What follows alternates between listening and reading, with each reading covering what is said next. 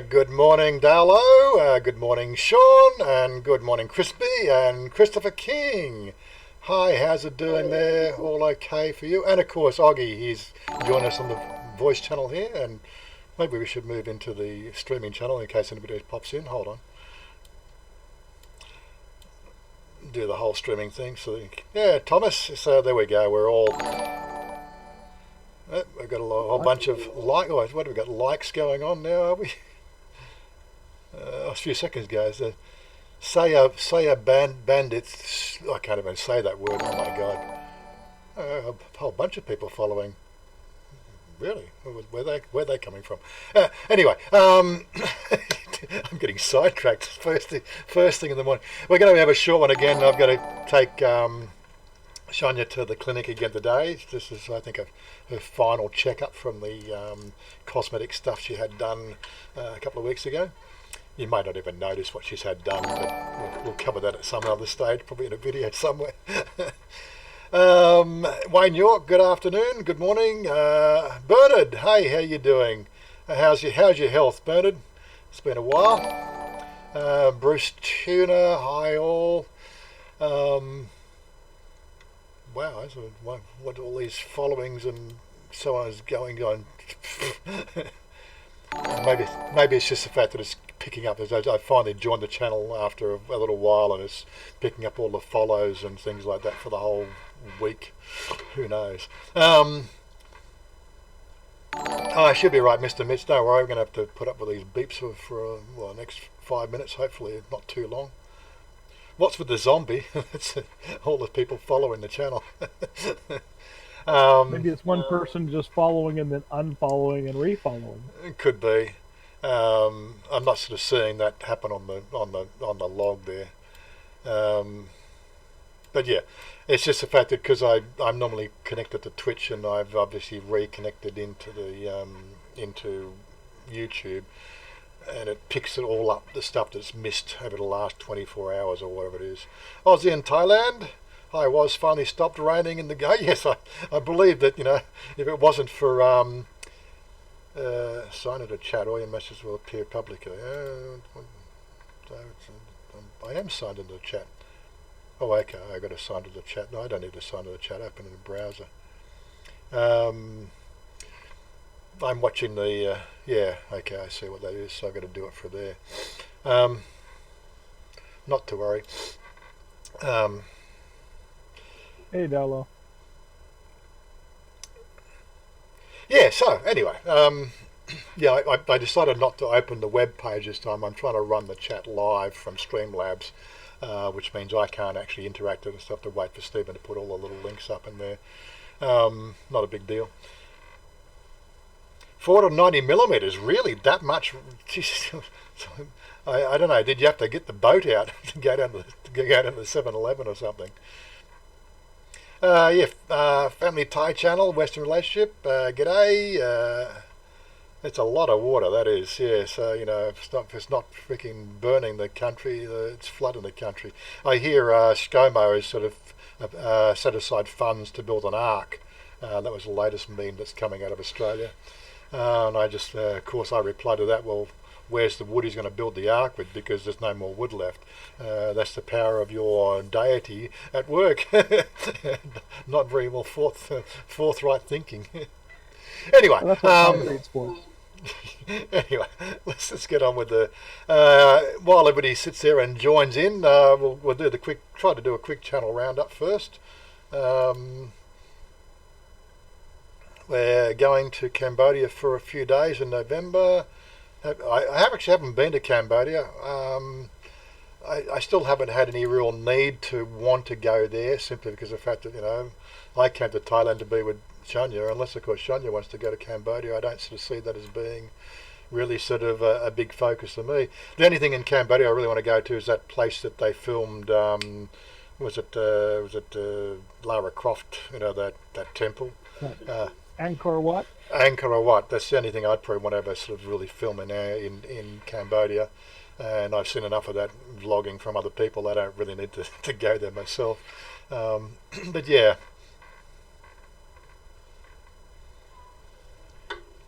Was there a rude troll there? I didn't see that. Obviously, it doesn't come up on the top chat. Let me go to click the live chat, see if that makes any difference. Anyway, yeah, sorry, Tomb Raider, that's the one, yeah. Okay, so let's quickly go through this. Do More Life, he's still got his stream going. My Life in Thailand, or All Eyes on You. Still in the middle of the screen. Oh, I'm still in the middle of the screen, yes, I'm, should, there we go. Get me out of there. Get me out of the middle of the screen. Yes, I've got a live stream going now as well. Yeah, the video came out this week was the Thailand Games Expo. The views on that one's actually quite low compared to some of the other stuff. After 20 hours, not quite sure. Maybe people just aren't into gaming to the side, which is the reason why I do my gaming on Twitch now, because it seems to detract the audience. Most of our audience aren't really into the gaming to the side, but had a few people asking questions about what laptops to buy, and so I thought I'd answer those questions. News on Kev. Apart from the public announcement we made a couple of weeks ago, and the follow-up video that Rob did, I haven't heard anything new on that. It's all about quality of life for his remaining days on the planet, unfortunately. I know, yes, I've still, like gaming chair. This chair's 7 years old. Oh my God, I need to do something with this one. It's the seat's falling apart on it, but hey, it's a really comfortable chair. As you can see, I'm always lounging around in it. Finding something as good as this one at a reasonable price is a bit difficult. Yeah, Stephen Monash, good day. Wadi Krap. Good day, Stephen. I think the chair was, that big chair that I looked at the show, it was freaking lovely. It was a really quite comfortable chair, but I wasn't going to pay 13,000 baht for it. God, you could almost buy a graphic card for that. Anyway, just moving along, let's see if we can get this, chat amongst yourselves while we can. So Colony did another 360 video across the bridge over a river, there, the River Kwai. I do enjoy that sort of style of video. Most people don't like it for some reason. I don't know. It's not so easy, I believe, to use the 360 on your phone, but it works really well on the website, on a web page, and he can be going one direction. I can look at what's going on behind him. I quite enjoy the fact that you can look around and stop the video and pan and zoom. A bucket will suffice. Yeah, fair enough. And Pat Tai, how are you? Kun Stephen, he's joined the streaming channel. I don't know if he's going to be able to get his audio working, but he'll hopefully, for the best, he'll manage to get himself out of mute. I'm pretty sure I don't have him muted here. No, it's his side that's got himself muted. He has to turn that off himself, unfortunately. But it's all right. He's there. He may work it out. Colin says Thai with Sarah.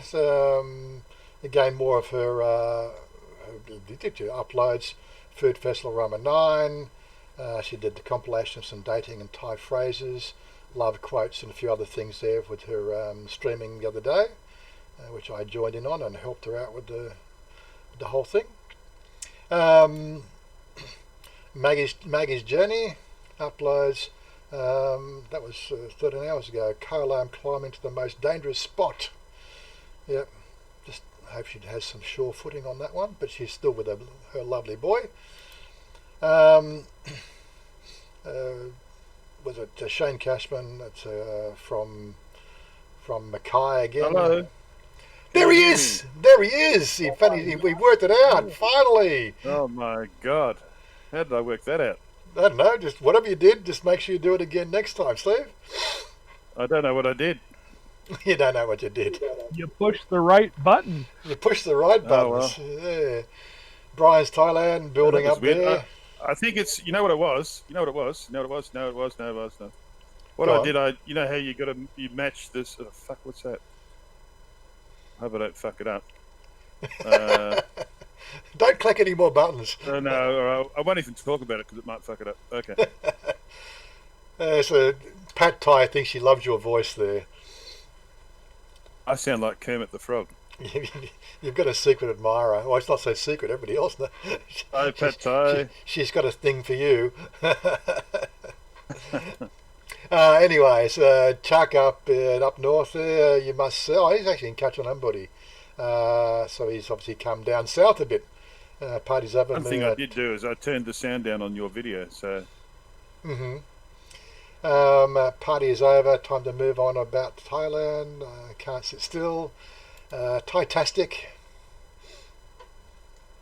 Lost my glasses yesterday. Yeah, did you? Thai-tastic did an unboxing. $150 worth. Lost them. Where'd they go? I don't know. I lost my sunglasses, and then I went to the chemist and just bought, one of those $25 pairs. The real cheap ones. Okay. Well, I got 10.5 magnification.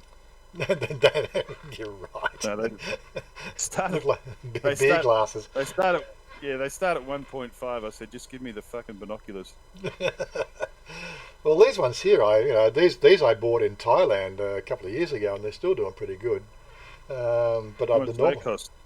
I think these were only about maybe sort of 1,000 baht, but they're only reading glasses, only 1.0 magnification. You're like me. You buy the cheap ones. They say they're bad for your eyes, but I don't know. I think these ones have actually been quite good.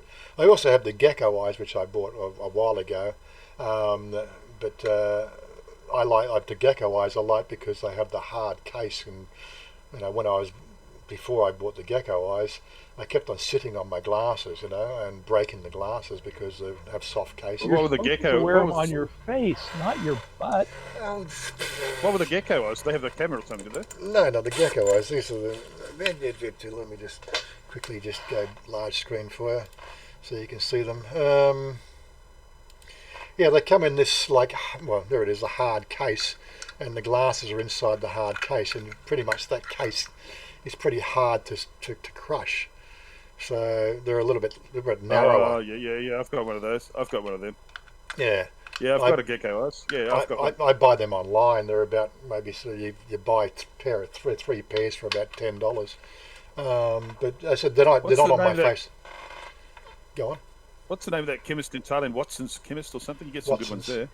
Yeah, but again, they don't have these ones with the hard casing. So but I've had these for years. Yeah. I said I've had these for years. They've done really, really well. But they're only used, when I need to read my phone or something like that. So they don't stay on my face. They're on and off. Actually, all the time. these cheap glasses I've got are actually better than the ones that I got from the optometrist. I can see better with them. Mm. The magnification's much better. They go up to 3.5. I think this is I've got a 3.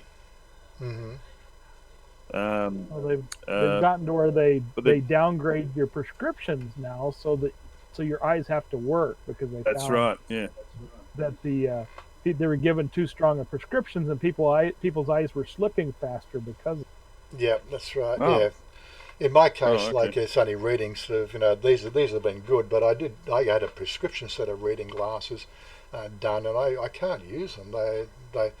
It's got a funny grind on it that it's what they call a transitional sort of vertical transitional lens, and it just makes my eyes freak out. So I don't use them anymore. But I like these ones. These ones have been really good. They say the more you wear glasses, the weaker your eyes get. Well, I've not noticed anything changes in the last probably 5 years, and my eyes are actually better in full light. Yeah, if you go into the natural light out the front, I can read everything without glasses. Yeah, but again, so I reckon often it's the lighting you have. Like inside my house, those bullshit light bulbs they've got now that save energy. They don't shine a really bright light, and so you can't read things. But when I go outside, no problems at all. Yeah, I get. I might hit 3 or 4 lampposts when I'm walking along the street, but apart from that, I'm fine. Chanya's really good at close range, whereas I'm long distance. Like we were out on Wednesday, and we had to get fuel, and I said, "Oh, there's an SO down there. It's about 300 yards away." She goes, "How can you see that?" I said, it's plain as day, ESO, 300 years away, like, you know, easily sort of read the sign. I said, you must have your long sight glasses on. No, I don't have any glasses for long sight. That was the thing. What's the meaning of it? Short sight, long sight. Short sight means you can see far away, and long sight means you can see up close. It's supposed to be the opposite of some bullshit. If you're short-sighted, nearsighted, you can see really close. Like with my glasses off, I can read the smallest print. Mm-hmm. But if you get it more than 3 feet from my face, I can't see nothing. Right. Yeah. Right. So short-sighted does mean up close, and long-sighted is far away, as it says. There's no bullshit trickery about it. It is what it is. It's near and far. Yeah. Short-sighted is when you don't plan for the future. I've heard that some people are getting corrective surgery done on one eye. I don't know if I could really deal with that because, you know, like I do like my depth perception in my driving, you know. But what's it mean when you walk into a glass door, though? What's it mean when you walk into a glass door? That it was clean? Probably. Anyway, getting back to the roundup. I keep walking into glass doors. I don't know whether I'm short or long-sighted or just stupid. Just stupid. Anyway, so, fun for Emily. Did a pool villa there. You know what happened when I walked into the glass door? You know what I saw? I saw the sign closed. Fucking assholes. They had a big closed sign on it. Andrew, Thai hoodlums help lost Frang find hidden temple. So looks like he got lost a few days ago. Still getting his feet wet navigating around the place. Foreigner Joe, tack Thailand off to the beaten path. What we discovered. Yeah, send them to me, Pat. I need them. David Dully is still doing videos from Vietnam. Niall, the beer session. Oh my God, 108 views on a stream. Let's hope he wasn't getting too pie-eyed. Political thing that he was doing there as well. I'm giving up drinking, by the way. I'm never drinking again. Chiang Mai Thai video. Jocko up there in Chiang Mai. Chiang Mai nightlife. Night out at Loy Croy Road. Jim Andrews. You could have bought that chair if you gave up drinking. I probably could, yeah. Okay, uploads Vietnam biggest scam 12 hours ago.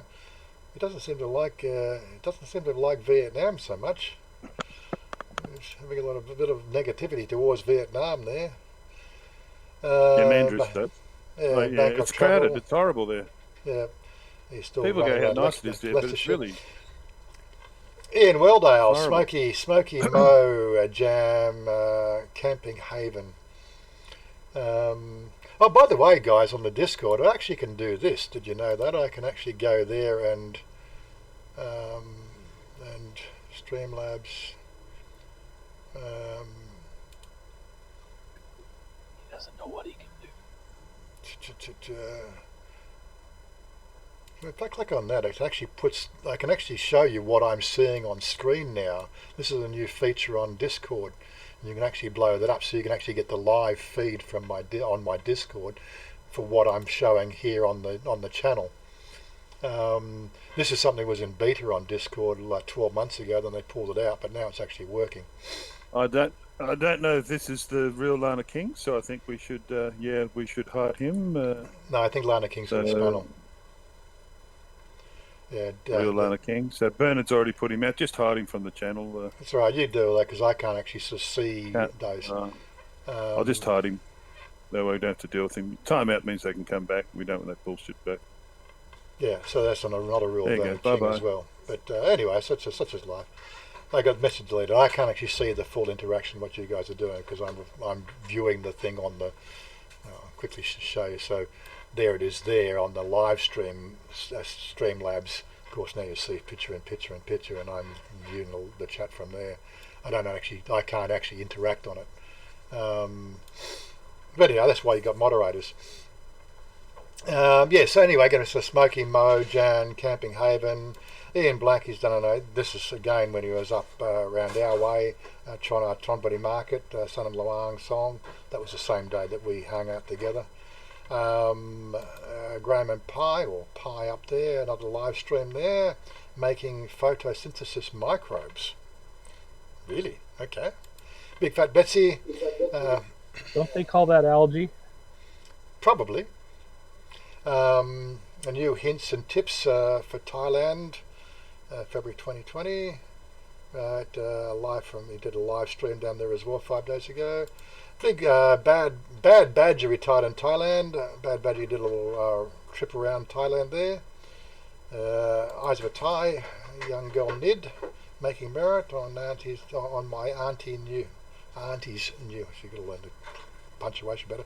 Auntie's new house. Ethan lived Travel Asia. He's obviously streaming from his visiting grandparents and parents in Korea. But he's still doing a lot of... Ethan hasn't been in Thailand for a while, has he? No, but he's still doing videos. He's got a whole backlog of video footage that he's still releasing. Oh, okay. Talk about Thailand. He's finally got his act together and he's got his reminders out there. There you go. For this afternoon for his live streams. Set my reminder on that one. He's been a bit slack in the last few weeks putting those up. Aussie Thai lifestyle. He's over in Thailand right now. So David's over here and he did a bit of a sort of a review on the BTS stuff. Andy Wright. So what's the Thai update on the army guy who went berserk? Well, there was another one yesterday. It was actually more of a civilian. He discharged a firearm actually in the centre of Bangkok yesterday. Don't know if you caught that news item. No, what was that about? He's just having a hard time, supposedly. There's been no up. I haven't read the follow-up, to tell you the truth. Anyway, so Andy Wright, day 15. Nick, he's almost ready with the... I'm reading his Facebook feed. It's only a couple of days away for the new bar to be finished. But he did a little sort of special needs school and stuff like that. That's Thai foreign bloke. I want to try to get this thing through as quick as possible. And what's he got there? Rain and Shine and Koh Samed. And last but not least, down about Thailand. Excuse me. 10 super cascades in Mae Say Waterfall, Chiang Mai. And another one there, and discovering the tradition and the beauty of Thailand. Anyway, so there's our roundup. So let's go and bring large screen, minimize that. Okay, so what's been going on? Okay, what have I missed on the chat?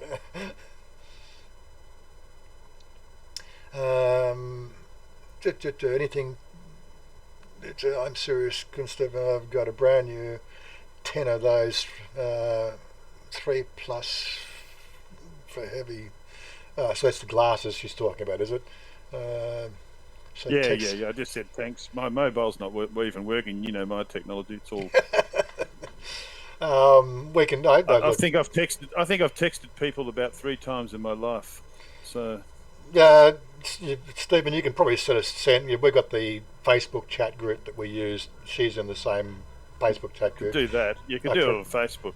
I mean, the other one, I wouldn't know what I'm bloody doing. Yeah, it just sits in my drawer. It's a private group, so you could probably share address details in there, or just hook each other up in Facebook the same way, and do it privately, one-to-one. I believe don't even charge my mobile. Yeah, that's right. The guy up in Korat, he was one of the 29 that died from that incident. Now, just on that subject again, so we've got a situation where I was out with Chanya on Wednesday. We've got some new footage of us having a little lunch together out on the river. We came back through the main road out of Bangkok, which goes through Salia. And there was the what they call it, Central World Salia. It's like Central World Bangkok, but it's a smaller establishment done by the Central World Group. And I said, let's stop and do some shopping, and she was actually quite apprehensive because supposedly there was also some crazy asshole out there went berserk a couple of weeks ago, which didn't even. What's going on? It's just, well, I think it's just really the what are they? There's a terminology for it. You start to push people too much, and some people just get pushed over the edge, and of course,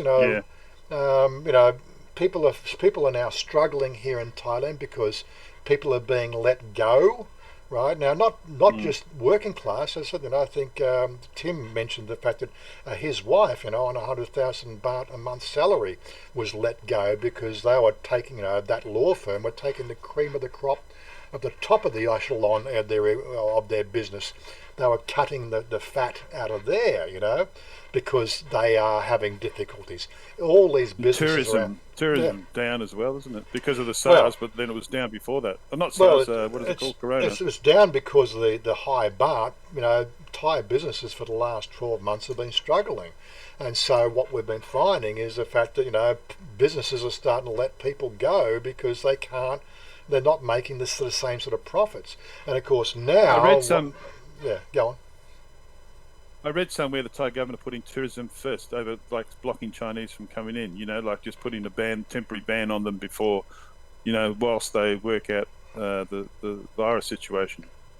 Well, there's that going on. There is a deep-seated resentment and racism going on now here in Thailand. For the last 2 weeks, just travelling in the BTS, you can actually get seats, in peak hour, the places where you're normally sort of breathing room only.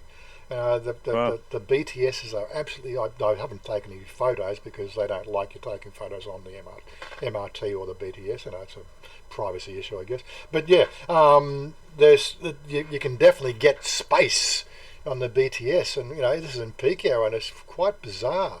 And this is what we call, still pretty much peak tourist season. I think tourist season finishes around about now, potentially.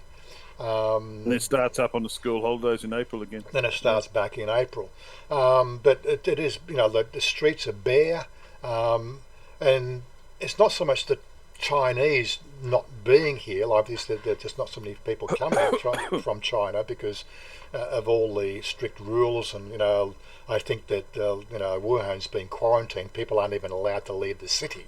They've actually say Wuhan, Warren. I keep coughing when you say that. They've walled the city off, from what I understand. Actually, what we probably should do is let's have a look at the statistics. If I can go to that. How many have died in Thailand? Let me bring up this. Let me get the GS data. Copy link. Let's have a look at it since we're talking about it. Let's go back here, and we'll go here. New link. Control V. Let's actually have a look at the data and get my face out of here. So if you don't, this is actually the tracking system. So we got total confirmed of 67,000, and yeah. So what have we got? That's China. 1,525 in China. It looks like. Yeah. Deaths. Those figures are all skewed though, because one in Hong Kong. I reckon it's much more than that. One in Hong Kong, one in Japan, and one in the Philippines. So it's fairly well, at this point it's fairly well contained, but don't forget it was allowed to spread rampant for at least a full month. 2 weeks. I think it was full month through December before the world was alerted to it. And that's when China had to start to put an imposition and travel. You just don't know if those figures are correct with China because they don't want to lose face or some bullshit, and you don't know if they're accurate. I had a sort of a heated discussion with one of the guys on the other channel the other day, not YouTube, on Discord. I'm just saying there's 3 different climatic zones in China. Now this Wuhan section is what they call a middle section, right? So I was just saying, basically China in this area here, right, is the peak flu season, right? And he sort of said, I work for the medical, the emergency services, and this is not true. And I says, but he's saying from an American point of view, which is Americanized, slanted and everything else. But when you actually look at the data, there is 3 zones. So the flu season in the north of China, they start doing antivirals in China to just like antivirals for flu in China in October. In the north, they start putting out the antivirals in sort of early December for the middle section, and for the bottom section they do it a little bit later, around about January, February. That's the way that they do it. But this centre section is what they call peak flu season now in China. So the actual virus itself does require a blood test, and that's why we had this sudden peak over here. If we have a look at this data here, this peak here we saw it came through 3 days ago. This was more due to the fact that let me sort of see if I condense that up a bit more so it's not on the writing. This is because they have a new testing method for the flu, and they actually were detecting more cases, but it has peaked out or flatlined again. So these were probably. They said the Chinese government is calling some cases the flu when in fact it's the coronavirus. Even when people die, the body tag, they won't even say coronavirus. They'll change the name. I mean, that's how paranoid they are. But you're also getting a lot of coronavirus not being diagnosed because they are just exhibiting flu symptoms, and it's like the symptoms we're having here in Thailand, where it's not bringing about death. So it's a real, the whole thing is very skewed, and this is the thing. This is where you need to look at it from an unbiased point of view. You need to get a hold of the real data. You need to do the research very difficult yourself. to do that. Yeah. Well, there's 24 symptoms. I believe there's 24, 30 symptoms, and if you have a bad cough, I think the other ones, breathlessness and fatigue. I mean, they're the highest percentile symptoms that you can have, and if you've got those, you pretty much could say you've got the coronavirus. Other symptoms such as vomiting and headache, I mean, they're a much lower percentile, in indicating that you have the virus. So if you've got those top three, you probably have it. But there's about 30 symptoms you can have, but they come after the initial onslaught of those big three, and you start getting all these other ones. Yeah, that's what they call the secondary infection process, which is, again, I still haven't got enough information about what this is saying. Like influenza, that causes death, but actually influenza itself, pretty much itself doesn't cause death. It causes illness and inconvenience, but your body immune system lowers. So the fact that you could then get sort of pneumonia, which is what really kills you, or something, or secondary infections, which causes the death. Here with coronavirus, it's pretty much attributed, it is the secondary stages that causes death. But what I'm getting at is a lot of like the ones in Thailand, for instance. There's been no deaths in Thailand out of the 33 Thailand cases.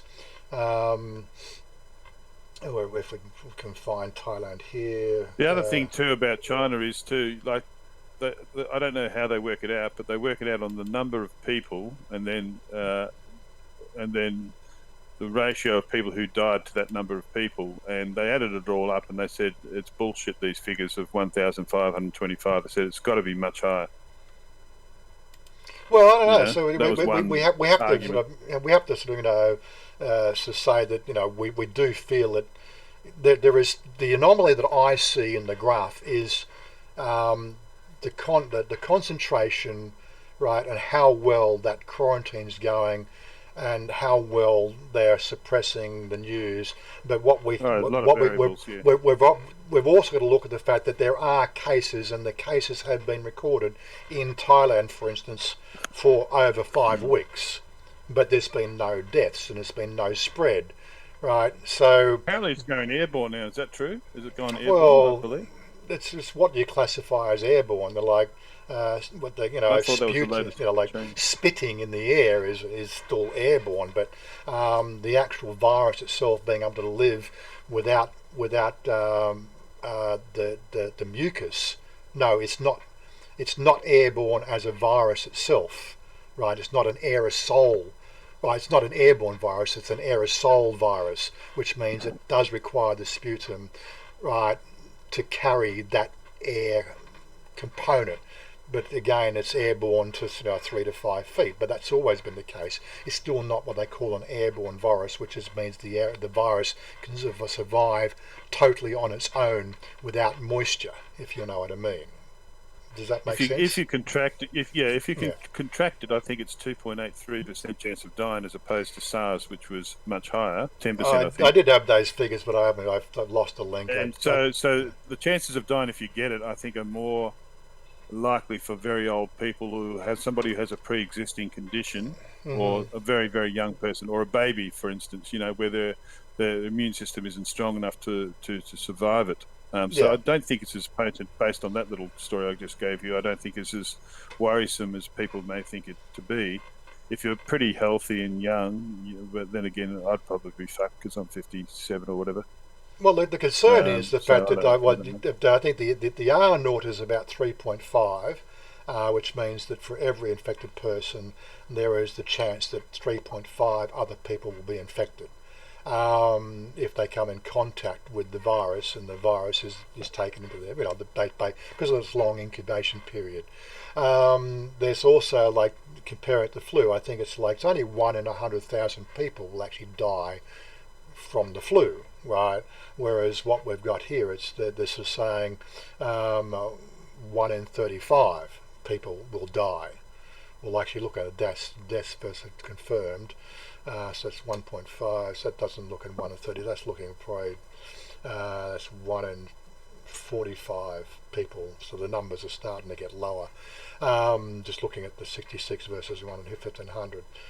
It's about 1 in 40. I've been watching that Serpent ZA YouTube channel, and my goodness, some of the things they're coming out with. They're not trying to be alarmist. They really do have good contacts and have lived there 11 years. And some of the stuff they're saying is like, wow, it's frightening. There's so many issues, not just amongst the junta themselves, but you hear from people who are actually been isolated or in quarantine, and the stories they're telling. I mean, that must be really, really scary thing to be. Imagine being that locked in your room, you can't go out. Oh, fuck. I think the main takeaway, I don't want to sort of highlight this, but the main takeaway I would go for here is if we do a statistical graph, unfortunately I can't average these numbers out over what's the logarithmic. So the logarithmic scale here is it seems to be, although we had a rising graph, we're now sort of getting it falling off. Right, we're definitely sort of seeing it. It's not going to be a pandemic. That's the way I'm sort of interpreting that data. Well, apparently, epidemic is within the region, within the community. It's an epidemic, the local community. But a pandemic, if it goes worldwide, of course, No, so it's already spread past borders, but we're not sort of seeing it at that same contagion level. So either these people that have caught it. Again, I think it's back to your point, which was the fact that it's the frail and the young. So you're not going to be taking babies on aircraft, for instance, and old pre-existing conditions as well. Yeah, and old people aren't going on tour trips, or generally you need. You are, if you're not feeling ill, you're not going to take a trip overseas because you're ill. So the people who are actually exiting the borders themselves are generally healthy people, or upwardly mobile people of reasonably good health. So their body is already sort of fighting it. They're carrying the virus, but they're healthy people. Whereas the virus itself may be sort of like it's having a more effect on the older and younger, but those people aren't spreading that more virulent version of the virus. Does that make sort of sense? It's a level of virulence. People are saying that anything you say that's anti-China is racist or somehow an allegory upon Chinese people, but it's not really. It's like I teach students here, and one had just come to my classroom, and we've got a sign up in our classroom here in Australia that if you've been to China or in contact with somebody who has it, you're not to come to class for at least 2 weeks. Yeah. When classes resume.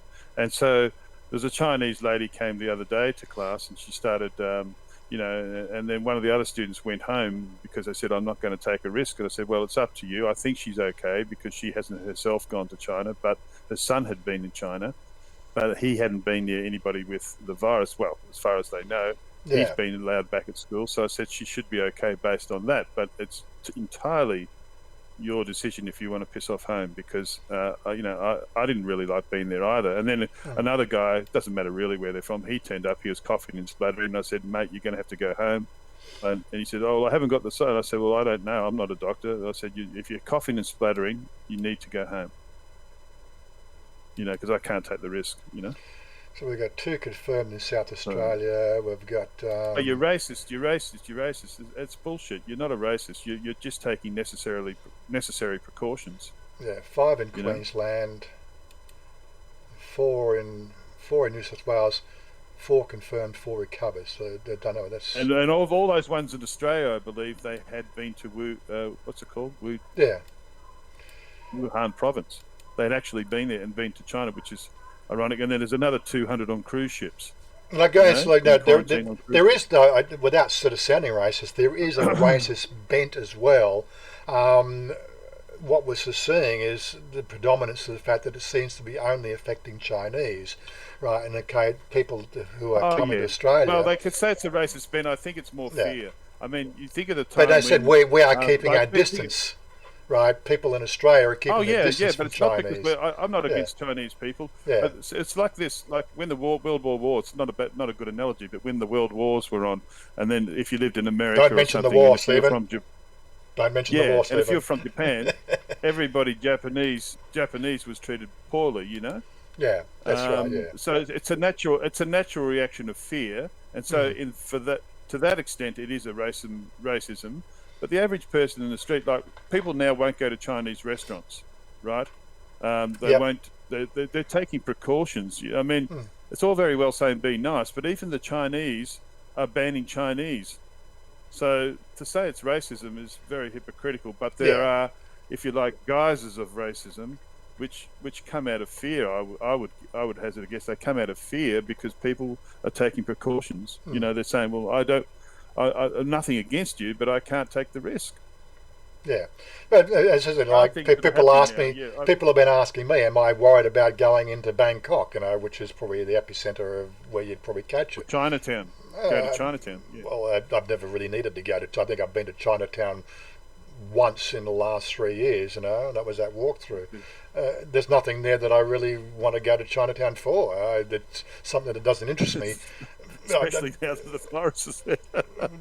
Again, would I go now? Well, to investigate, maybe. Like maybe to do a sensational video, maybe.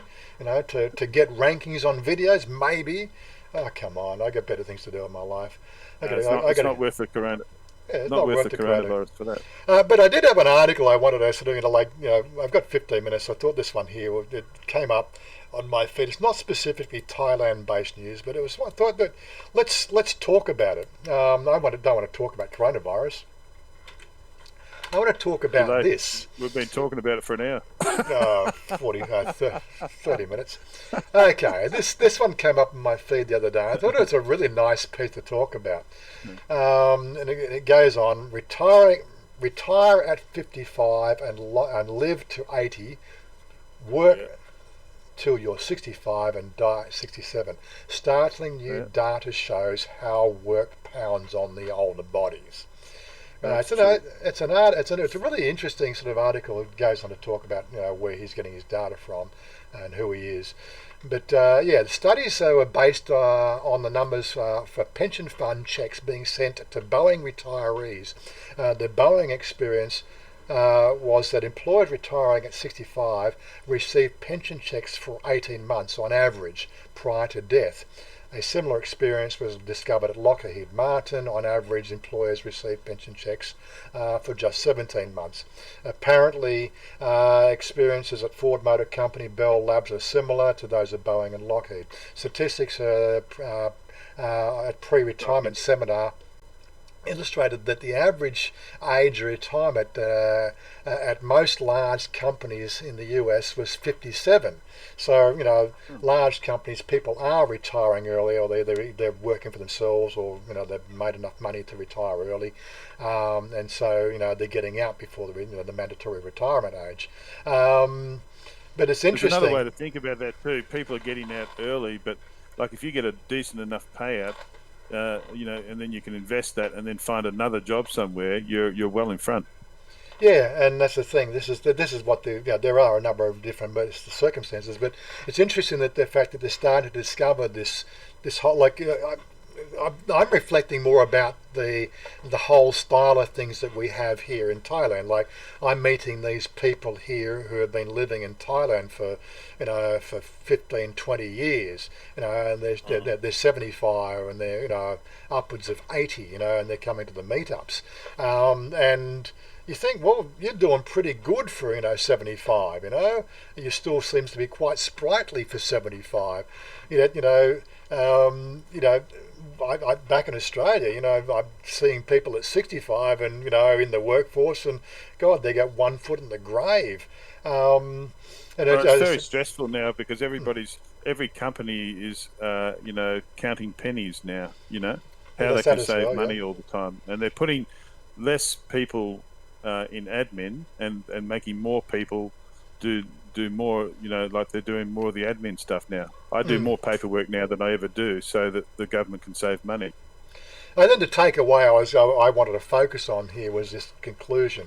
People should plan their careers and their finances, enable them to retire or at least be financially independent as early as possible. This is a thing that's always been a core in my thing, is the fact that, like, I remember going when I was at school, being taught, like we had actually, I think it was an elective subject called commerce. Right? I don't even think it's taught in school anymore. Right? How to be financially responsible, how the market works, how government works. They just don't even teach this stuff in school anymore. And so you got I don't know if it's teachable these days. Yeah, but again, you've got the young people coming up, and they've got no clue, how to, if the cash registers on the checkout didn't actually do the math for you, they'd give you anything because they've got no clue. They can't even do basic math, people these days. Oh, it's ridiculous. And this is the thing. It's retiring early is a long-term plan, and quite frankly, from my point of view, if I didn't see my father, get his early pay, like what they call early redundancy from the Australian Defence Industry. He took his early, what they call redundancy package at the age of 55, although they kept on asking him to come back as a freelance contractor for another 3 years until he told them to fucking go and shove it. He says, you asked me to leave, I took my package, and you still won't let me go. Right? But that was his situation. That's sort of happened in my case as well when I sort of handed my notice in. I'm going, and they wanted me to stay on because even my business for 2 years prior to my planned departure, well, I wasn't actually planning to actually leave until I'd turned 56. But it was just the things that happened that year in 2016 that just forced my hand. I said, fuck it, I'm not waiting another 12 months, I'm going now. That was it. The extra 12 months, or the extra probably $15,000 I would have saved or paid off my house just wasn't worth the freaking another year there, if you know what I mean, I understand all the expats that have gone to Thailand, and you get more for your money there and everything, but it seems now everything is conspiring to make the idea of retirement a bad one. The governments in your own country, the companies you work for, even your family around you, the society around you, everything says, no, don't retire, you can't retire. And they're actually putting in places now the moves that stop you from retiring and enjoying your retirement. Even in Thailand now, it's much harder to retire there now than it was before. It's very hard to even get out of Australia now, because if you can't sell your house if you're living overseas. It seems like everybody's aware of it. It's a really cruel, sick joke. Well, almost. what's going on is the fact that you can't stay working, you can't leave, you're fucked. Yeah, well, in my case, I was in that higher tier, but you got more and more lower paid workers, right, which have to and they got $20,000 threshold in Australia for that tax threshold. Yeah. So. Yeah. Who's paying? The money's not going into the system, and that's why they have to do all these other things. And they're well, basically, retirees, the government, it is actually constitutionally correct that we part of that taxation we paid, and it still is in the Constitution. They can't take it out. They just keep on disguising the whole thing in Australia, putting things on top of there. But constitutionally, right, we are entitled as a tax-paying citizen in Australia, we are entitled to a pension, right, when we turn 67. But now what they're doing is like 65. Now they're doing 67. Now by next 5 years it'll be 70 and it'll be 75. Well, you and I are 67. I think that's locked in. But by the time we get to 67, are you living outside of the country? Do you have too much money already? We'll give you part pension. I mean, they're doing everything they can not to pay people.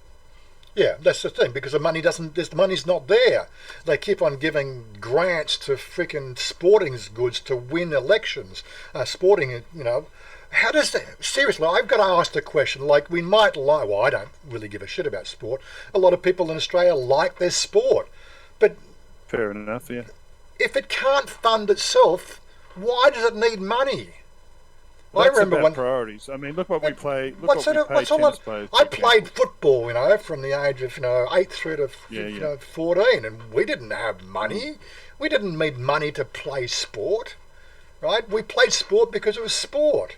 It didn't like we had Harold Blinkhorn. He was our coach. He didn't get paid to do it.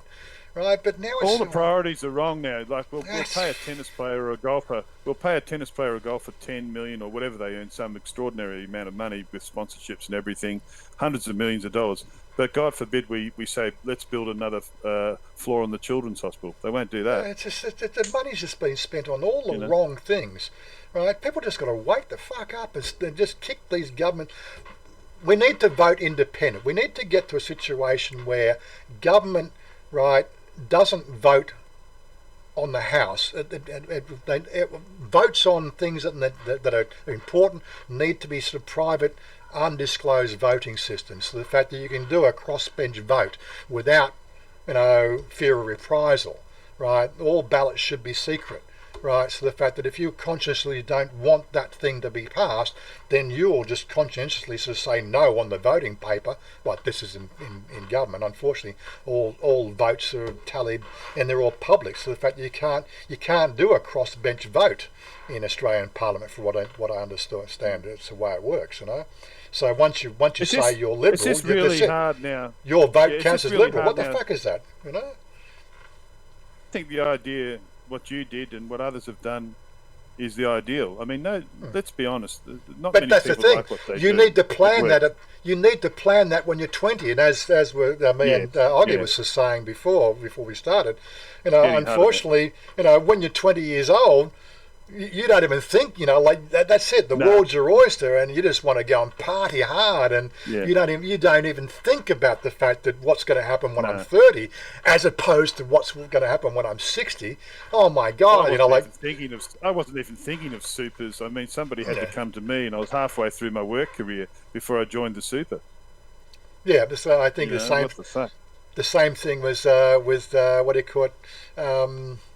With Oggy was saying when he was at school, the whole Cold War and drills to get under the table in case the freaking nuclear bombs are going to fall, and he was telling about the fact that he was very close to the Mount St Helens eruption in the 80s as well.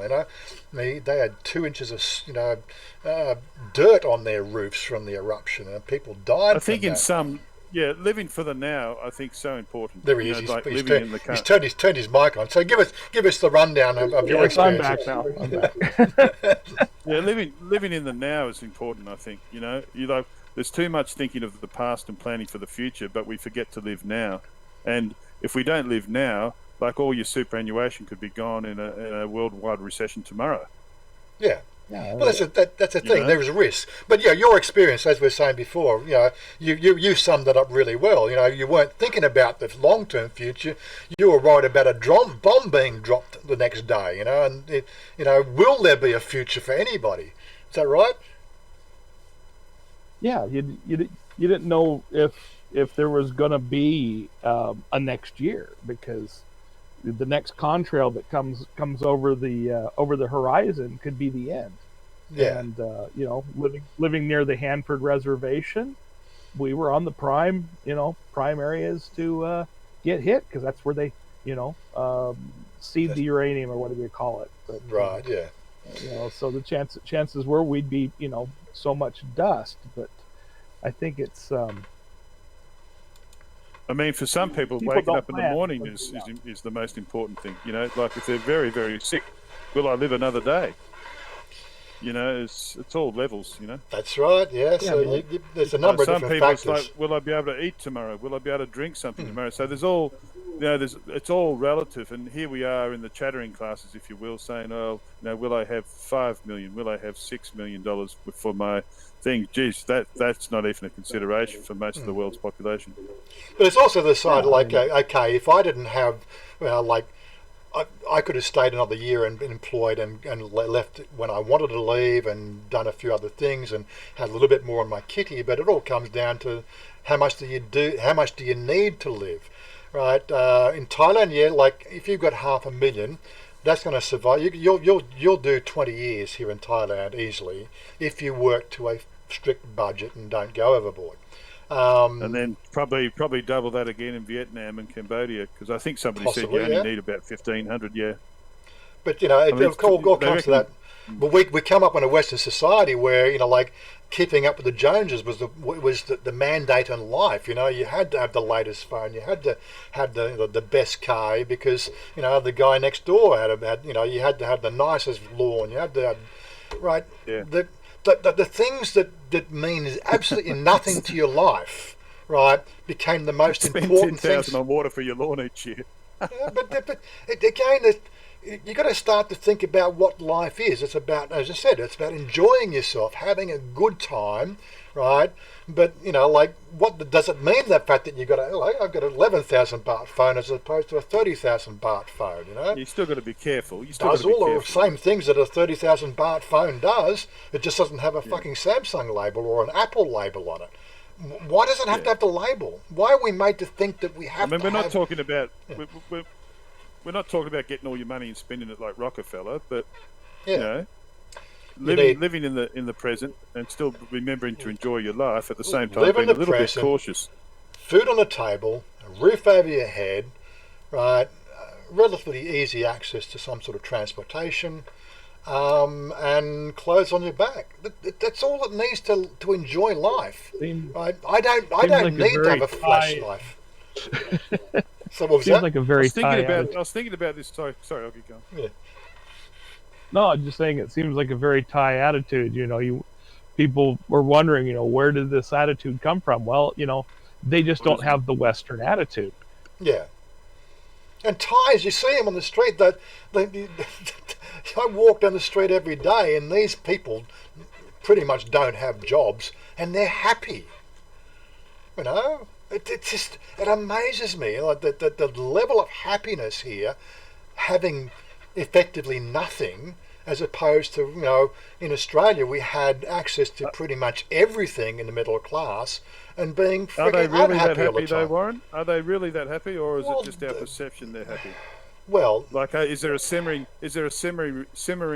resentment, the fact that the Westerners come there and they have all this money and living the high life? Is there a simmering resentment, or do you think they really are as happy as we perceive? Well, I think they probably they resent the upper class in Bangkok to an extent, but again, culturally they've grown up with that. If you know what I mean, there's been this big class divide. Maybe they're used to it. Yeah, and it is. There is this process of wanting to be better, but the Buddhist framework sort of be happy with what you've got, right? Really does seem to take a precedence over the fact that the jealousy of wanting to have the other guy's possessions, if you know what I mean. It is ironic that in Buddhism they always speak of decluttering or minimalizing or getting rid of all your possessions, which is ironic because the poor people you would think would want more, wouldn't you? And so we have a luxury of the rich to have that decision. I'm going to declutter. I'm not going to be so materialistic. At least they have a choice to do that. Yeah, it's a very interesting discussion. Like the poor people have no choice. I mean, declutter. What am I going to do? Throw out my old fucking bamboo hut or whatever the fuck they own. Well, you still need a roof over your head, but and do you need those 100 pounds of clothes? Okay, so that pot calling the kettle black here.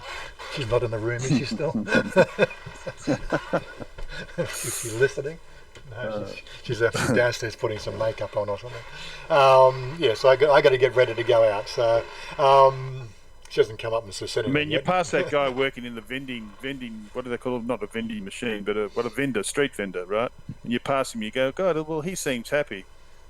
Is he really fucking happy? Stand there in the fucking sun, serving pineapples and bloody watermelon for 5 hours as furlongs go by, and then give him 10 baht for a piece. I mean, Jesus Christ, he can't be happy. Well, that's the thing. Maybe he's happy because he's making the money, and that's what he's chosen to do to make the money. Has he chosen to do that? He didn't come by and give him the money. Has he chosen to do it? The one thing I have noticed, right, in that sort of thing, if I use Thailand specifically, right, you can have an Isan sausage seller out here in the in the suburbia, right, like my friend Joe, right, and you can have an Isan sausage seller, on Sukhumvit. Just the difference in their level of interaction with the people around them, right? They definitely don't look as happy in the centre of the city. There's no doubt about that whatsoever. They do that like begrudgingly. They're not happy. But Joe out here, he'd probably the sausages that they sell it for the same price, 10 baht with a stick with the 2 little sausage on it, But Joe is always happy, He's always happy to say hello to the people here, and he's always doing that. And that's what he does. That's his life, and he's just not happy with me. You can sort of see it.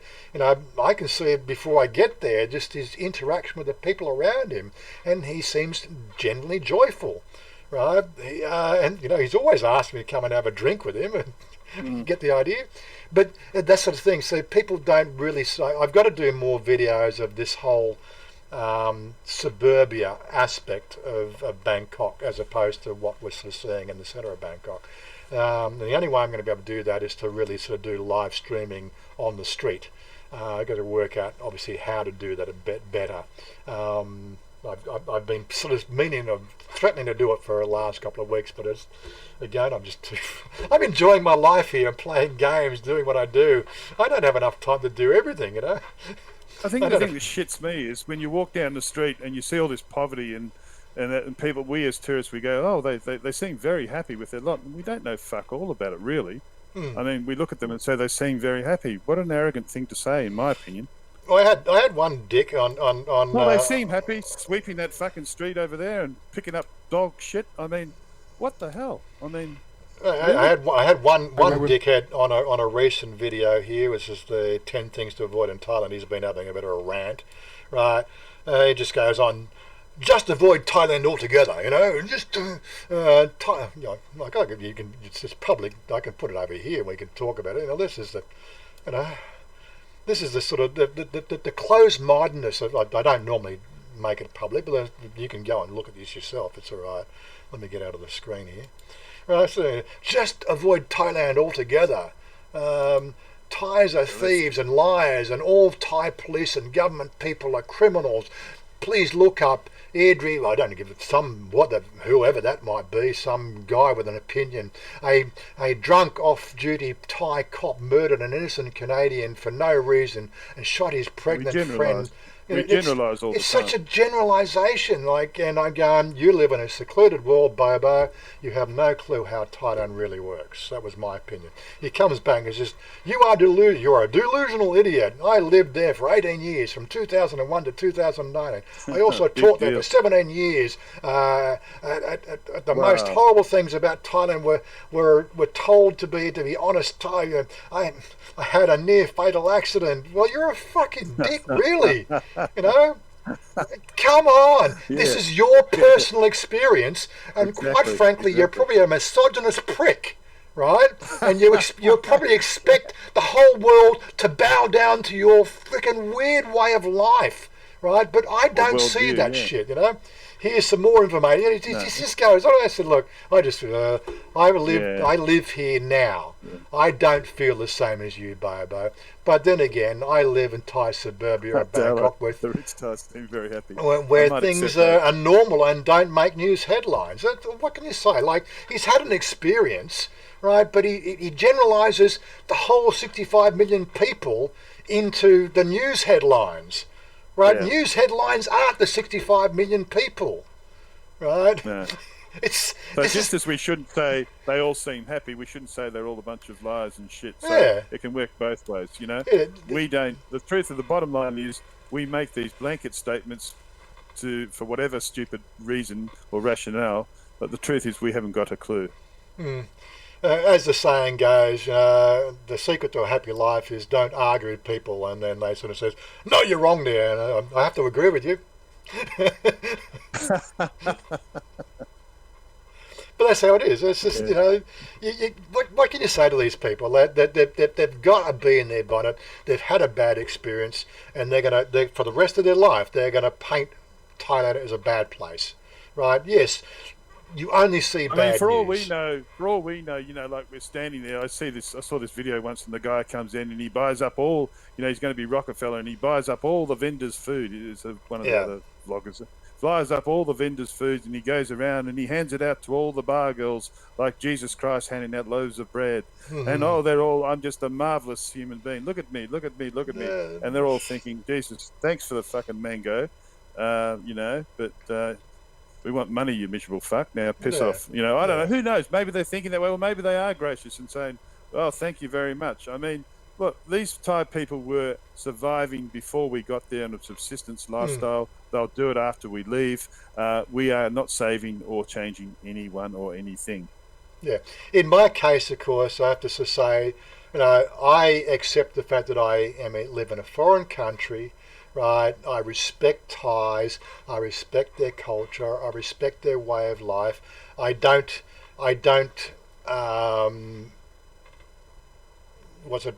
Get antagonistic towards them. I don't expect them to change to suit me. Right, I'm all apologetic because I don't speak enough Thai. Right, and you know, I feel generally sort of, you know, that I want to do better. I want to be more Thai and have more Thainess in me, and I strive for that every day, right? But that's me. That's the way I deal with it, and I have a great time. That's a good outlook. Yeah. I have a great time here in Thailand because I don't have an aspiration of something that can't be Thailand. Right, and even Thai government... Being Thai and living there and being retired for long with a few million in the bank, not saying that you've got that, but I'm saying being a for long with a few million in the bank and being a Thai is completely different. Yeah. You are not Thai. That's it. But, and I walk around like I was watching. Say, oh, they seem happy. Jesus. Yeah, of course I know when you're visiting, you tend to do your cash exchange, and you know I think there was a guy at the meetup yesterday, and he pulls out his bill wad, and it's fucking laced with thousands, you know, like I mean he would have had at least 50,000 baht notes in his bill wad. Right, Me, I very rarely walk out of the house with more than 2,000 baht. Right, that's the thing. I've got access to the ATMs if I run out of money, but you know, it's more the point. If I open my wallet, I'm not flashing money around. You know, it's a little thing. It's a little differences that have you accepted in their culture. Right, you're not being extravagant. You know, you're buying that. You'll go and buy the street food. You'll buy from 7-Eleven. You're not going into the big supermarkets and being grandiose and being, I'm you know, Gordon Gecko. You know, how many fucking motorboats can you ski behind? You know, I sat down one time in a humble. sober moment. Yeah, but I sat down one time in a sober moment, and I sat in, I think it's one of those. Whatever the main shopping centres, a Foodland, I think, and they have a cafeteria downstairs. And I sat in very quietly, and I just watched the staff, and then I watched how the foreigners treat them, and I watched how much work they have to do, and how much pay they get for it. And I actually asked one of the Thai people, and they said to me, I said, "Oh, you're always smiling, Club." She said, "Yes, for customer, but I'm very tired." I said, "Yes, I've been watching you," and I said, "I'm sorry about that other man who was so rude to you, before, and people come in drunk, and this was in Pattaya, and they're coming in drunk, and they're yelling at these, and the fact that these people are smiling doesn't mean they're happy. It means they're suffering the existence that has been foisted upon them by circumstances. It's not their frigging choice to be doing that, I can assure you. They'd rather have a lot of money and be sitting there on the fat asses on the chair ordering the food rather than having to make it. Last time, Darlo, where's my Vegemite? Yeah, last time I went to Foodland there, I actually had bought 2 for 1. So I actually got it at the Australian price of Vegemite effectively this time around. But anybody coming over, don't forget to bring the Vegemite. Yes. More Vegemite. Bring the more Vegemite, And Mum, You actually want Vegemite? Yeah, I got to have the Vegemite, yeah. I'm an Australian. Can't live without Vegemite. How much you got left? I've got one 280ml jar. Isn't that just like the wort left over from brewing beer?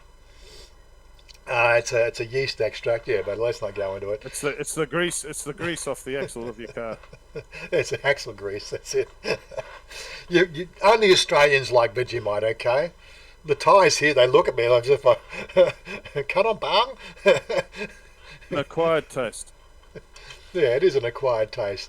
Robin needs more Vegemite too. So any Farang coming over from Australia, bring shiploads of Vegemite. Come on, we want our Vegemite. Who's coming out on What's a jar of Vegemite cost? What's a jar of Vegemite cost in Thailand? Well, I bought the smallish version, like the 225 mils or grams it is, and that was 135 baht. For that jar. That's the size of one of those big jars you get in Australian supermarkets, I believe. I'll check out the price today. I'll check out the price today for homework, and then I'll match it with. Dallo's going to bring some. Good on you, Dallo. Thanks, Dallo. There he is. Saved the day. Don't forget to bring 2. 1 for me and 1 for Robert. And you can still get heaps. People say cheese is expensive in Thailand, but you can still get some really nice cheese in Thailand. I mean, well, I guess for my cheese and Vegemite sandwich, I didn't find it that expensive. I have the Alawi cheese. 12 slices, I think, is 118 baht for 12 slices. Yeah, there you go. That's not that expensive. But it's Alawi. It's not bigger. No, it's not a brand name, but it's actually harder to get bigger. I got to go to Foodland for bigger, which is a little bit more expensive. But Alawi, I can get in Big C. So. But yes, again, but it's just cheese, Okay, people get up in arms, but it's processed cheese. Well, it's still made from fucking milk, guys. It's still cheese. Maybe. I think you can get things. It's amazing. People go into like a shopping centre. They say, "Well, I'm not eating in Falang food because it's too expensive," and then they go out and spend $50 on beer. Yeah, there's this priority, this order of priorities, right? Would I spend 20 baht more for bigger cheese and have to spend, and actually do a separate trip to a separate shop, or do I settle for Alawi? That's the sort of person I'll have the Alawi cheese because I'm fucking lazy, right? And it's still fucking cheese as far as I'm concerned. It's not killing me, right? They'll see an apple. They'll go. Really? They'll see an apple and they'll go, "Oh, it's 50 baht. I won't buy the apple."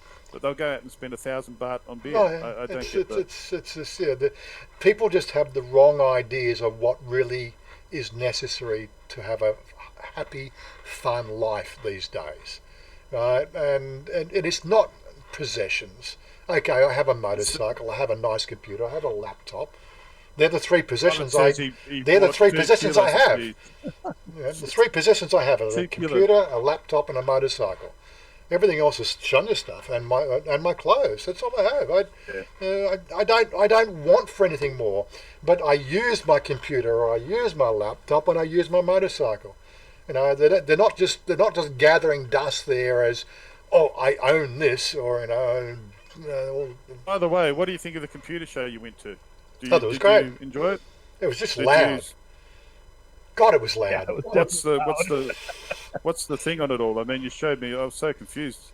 Well, I showed you which laptops you should buy.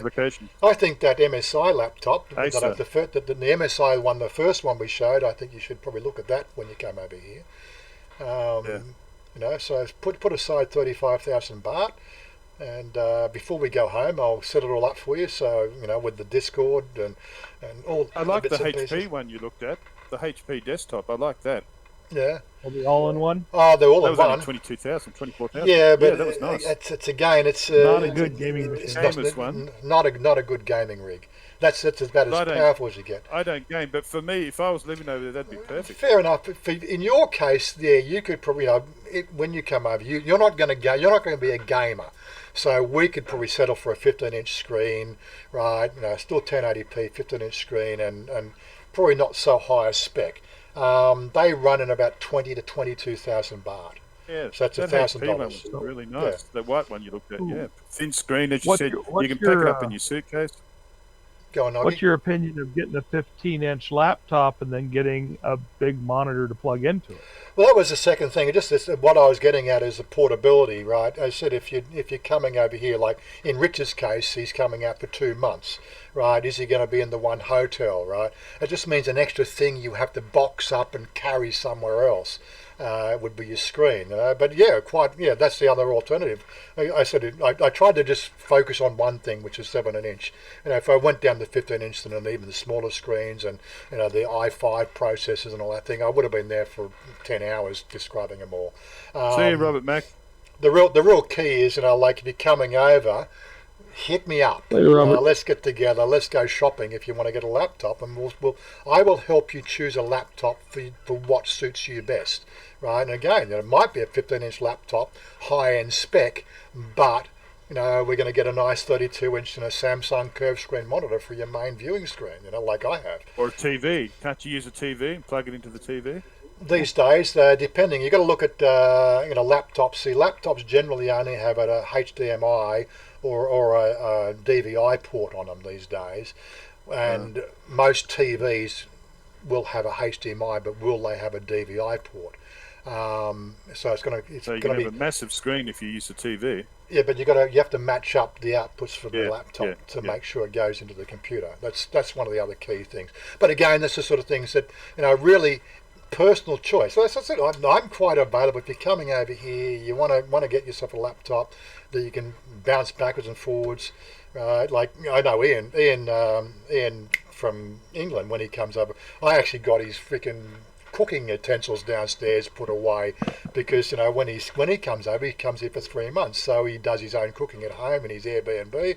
He calls me up a couple of days before he's going back to England, to Germany, and he says, "Can you look after this stuff for me until I get back?" And so I don't want to become as like a U-Haul or like a personal garage for everybody's crap. But when you start to think about short-term visits, you want a laptop for the portability, so it can go in your carry-on luggage. You don't really want to take a screen with you, right? If you're going to be here in longer term, then you've got a few more choices. Like I would say, if you're based in a house for 12 months, definitely get a desktop. We can build a really trick system for the same price as these top-end laptops, and that's something you need to consider. And those are sort of things but it's a personal choice, and it's going to be personal circumstances. But if you're a gamer, that was gaming laptops. Bring your own keyboard, or are all the keyboards in Thai characters, or can you bring your own, or what do you do? Well, my keyboard's got Thai character. You can't see it because it's got blue writing on it, but it's got Thai characters as well as English characters. But the Thai characters on this one here aren't so prominent. The reason I bought this keyboard is that the clicks aren't as loud as the previous keyboard. I got another keyboard there, but it's too clicky. And people were complaining the fact that they heard me fucking pounding away on the keyboard too much. So I bought another keyboard which is not so loud, but it's a gaming keyboard. Like these soft touch keyboards are no good for gaming. You need something that has definite presses.